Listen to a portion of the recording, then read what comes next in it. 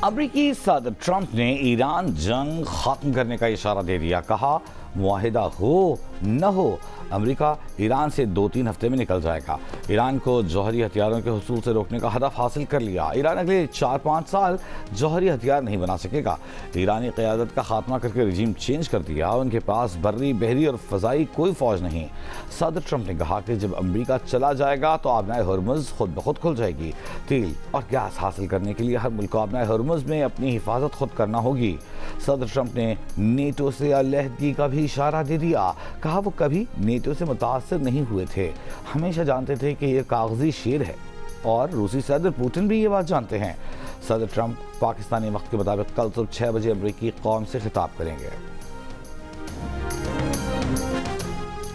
Iran को Trump के खुसूसी एलची Steve Witkoff के बराह रास्त पैगामात मौसूल हुए। ईरानी वज़ीर ख़ारजा अब्बास अरग़ची की तस्दीक। कहा पैगामात किसी भी तरह बाज़ाब्ता मुज़ाकरात के ज़ुमरे में नहीं आते। ईरान आर्जी जंगबंदी की बजाय पूरे खत्ते में दुश्मनी का खात्मा कबूल करेगा। अरब मीडिया को इंटरव्यू में अब्बास अरग़ची ने कहा कि कम अज़ कम 6 माह तक अमरीका इसराइल के साथ जंग लड़ सकते हैं।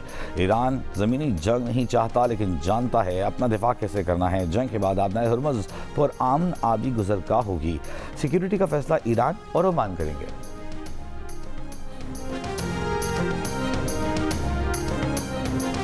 अमरीकी वज़ीर ख़ारजा मार्को रूबियो ने कहा है कि ईरान के साथ बराह रास्त बातचीत कभी भी हो सकती है। सालिसों के जरिए पैगामात का तबादला जारी है। सदर ट्रंप वाज़ेह कर चुके हैं कि जाली मुज़ाकरात को ताख़ीरी हरबे के तौर पर इस्तेमाल करने की इजाज़त नहीं देंगे। अमरीकी टीवी को इंटरव्यू में मार्को रूबियो ने कहा कि ईरान ने पिछले 47 साल के दौरान मुज़ाकरात की हर कोशिश को मुस्तरद या नज़रअंदाज किया। ईरान शिमाली कोरिया जैसा खतरा बनने जा रहा था। ईरान जंग इख्तिताम के करीब है। यह आज या कल नहीं होगा, लेकिन इख्तिताम यकीनी है।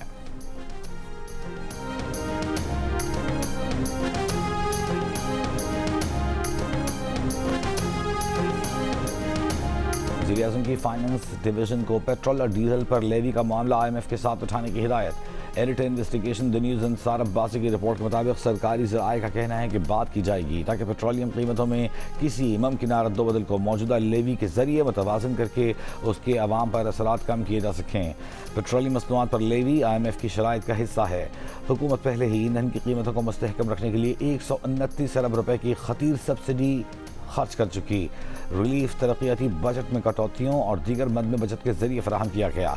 वज़ीर आज़म की हिदायत है कि अवाम पेट्रोलियम मसनूआत की बढ़ती आलमी कीमतों के असरात से बचाने के लिए हर मुमकिन इक़दाम किए जाएँ। ज़राए के मुताबिक हुकूमत ऐसे ऑप्शन का जायज़ा ले रही है जिनके जरिए तेल की आलमी कीमतों में इजाफे का बोझ पाकिस्तानी अवाम पर मुंतकिल करने से रोका जा सके।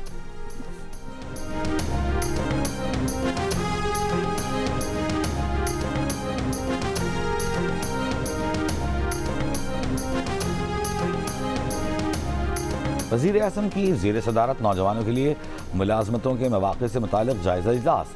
वज़ीर आज़म ने राना मशहूद की सरबराही में PM यूथ प्रोग्राम की कारकर्दगी पर इत्मीनान का इजहार किया। कहा नौजवान कौम का मुस्तक़बिल हैं, उन्हें पेशेवराना महारत फराहम करने और अफरादी क़ुव्वत में शामिल करने के लिए इक़दाम कर रहे हैं।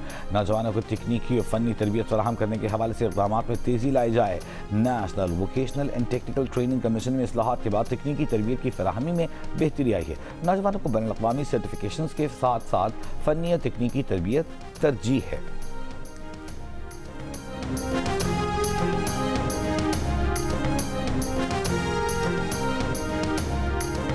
बरतानवी वज़ीर आज़म सर कीर स्टारमर ने एक बार फिर वाज़ेह किया है कि ईरान जंग हमारी नहीं, बरतानिया किसी सूरत इस जंग में शामिल नहीं होगा।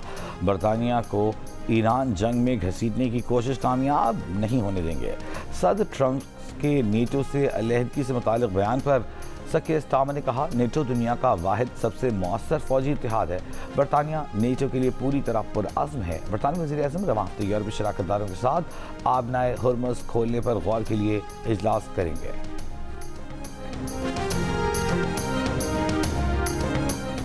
और अमरीकी सदर ट्रंप की ईरान जंग के जल्द खात्मे का इशारा। खाम तेल की कीमतों में उतार चढ़ाव। ब्रेंट $99 फी बैरल पर आ गया। अब से थोड़ी देर पहले $103 पर ट्रेड होता देखा गया।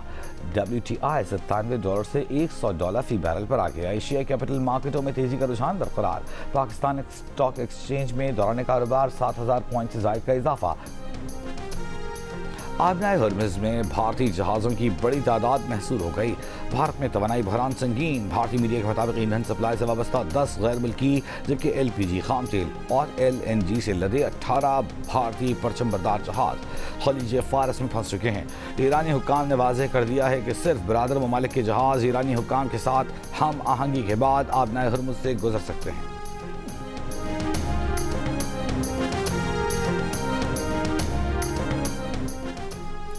کیتھولک مسیحیوں کے روحانی پیشوا پوپ لیو کا کہنا ہے کہ انہیں امید ہے کہ 5 اپریل کو ایسٹر سے پہلے ایران کی جنگ ختم ہو جائے گی۔ جنگ میں بچوں سمیت شہریوں کی ہلاکتوں پر افسوس کا اظہار۔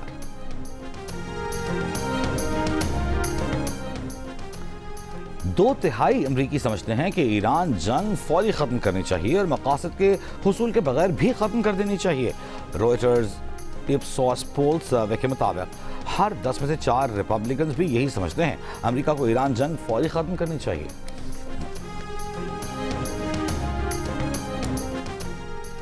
GCC میں خلیجی ممالک اردن اور چین کا مشترکہ ورچوئل وزارتی اجلاس آج ہوگا۔ اجلاس میں خلیجی ممالک اور اردن پر ایران کے مبینہ حملوں کے اثرات کا جائزہ لیا جائے گا۔ ارجنٹینا نے حزب اللہ کی حمایت کے تناظر میں ایرانی پاسداران انقلاب کو دہشت گرد تنظیم قرار دے دیا۔ ارجنٹینا حزب اللہ کو 1994 میں بیونس آئرس میں یہودی مرکز پر حملے کا ذمہ دار ٹھہراتا ہے جس میں 85 افراد ہلاک ہوئے تھے۔ اس فیصلے کے بعد ارجنٹینا IRGC کے خلاف مالی پابندیاں اور دیگر قانونی اقدامات کر سکے گا۔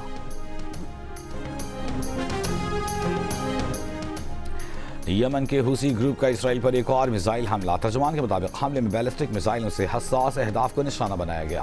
اسرائیلی فوج کا کہنا ہے کہ میزائل فضائی دفاعی نظام نے ناکام بنایا۔ کسی جانی یا مالی نقصان کی اطلاع نہیں ملی۔ حالیہ دنوں میں حوثیوں کی اسرائیل کے خلاف یہ تیسری کارروائی ہے۔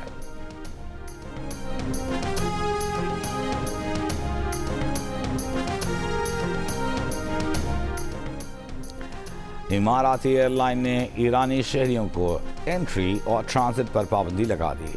امریکی اخبار کے مطابق ایرانی شہریوں کو امارات میں داخل ہونے اور اس کے ذریعے ٹرانزٹ کی اجازت نہیں ہوگی۔ امریکی عدالت نے ٹرمپ انتظامیہ کو کانگریس سے منظوری لینے تک وائٹ ہاؤس میں بال روم کی تعمیر سے روکنے کا حکم دے دیا۔ امریکہ کے وفاقی جج نے وائٹ ہاؤس میں بال روم کی تعمیر پر تحفظات رکھنے والے گروپ کی درخواست منظور کرتے ہوئے سماعت کی۔ ابتدائی عدالتی کارروائی میں ٹرمپ انتظامیہ کو $400 ملین لاگت کے بال روم کی تعمیر معطل کرنے کا حکم دیا گیا۔